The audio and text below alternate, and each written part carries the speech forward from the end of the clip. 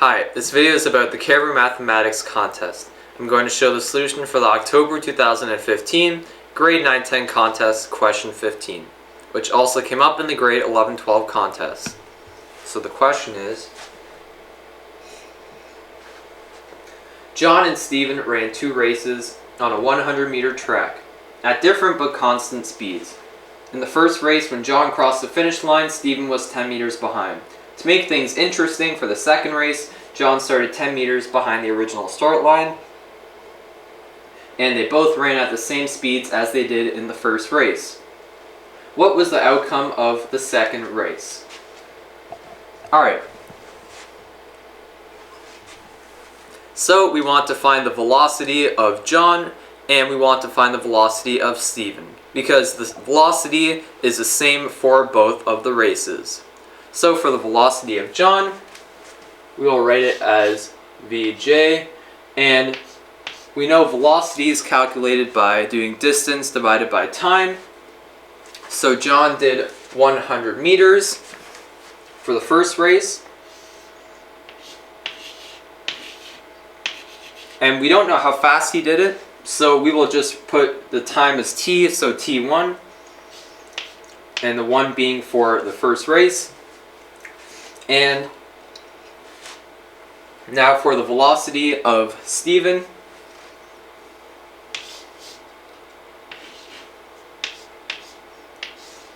it says Stephen was 10 meters behind, which meant that he did 90 meters in the same time that John completed the race and did 100.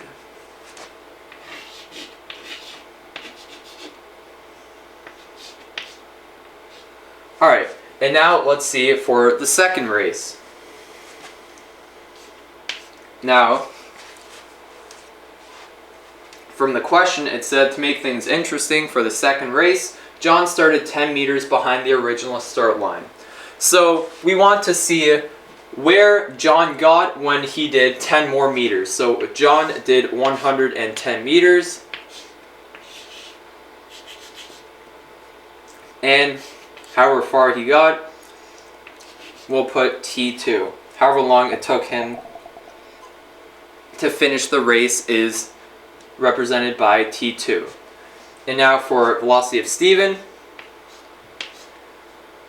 well, again, we want to use T2 because we want to see where Stephen ended up when John finished the race. Whether Stephen was already done or whether he was not yet done. So we will have T2, and we will write his distance. Since we don't know, we'll write it as x.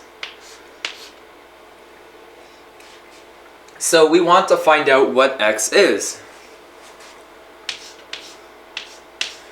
Well, to find out x, we must multiply both sides by t2 to have only x on one side.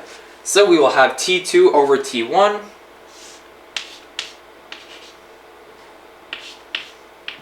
and that is multiplied by 90 meters. And now we need to see how can we get t2 over t1. Well, looking up here, we have t1, t2, and we have two distances. So to get t2 over t1, we must multiply by t2 and divide by 100 meters. Well, so we have t2 over t1. If we divide by 100 meters, then we have 110 meters over 100 meters. So 110 meters over 100 meters. And this is T2 over T1, and this is multiplied by the 90 meters. Okay, well, the meters and meters cancels out, and then the 0 and 0, 0, 0. So we have 11 times 9 is 99, over 1 is 99 meters. So this is equal to 99 meters. So that means when John did 110 meters, so when John finished the race, Stephen had done 99 meters, which meant that John finished 1 meter ahead of Stephen. Now let's look at the options. John and Stephen crossed the finish line at the same time. Well, that's not true because we know John was 1 meter ahead. B, when John crossed the finish line, Stephen was a half meter behind. No, that's also false because he was a full meter behind. Now, option C, when John crossed the finish line, Stephen was 1 meter behind. Yes, that's true, so option C is good.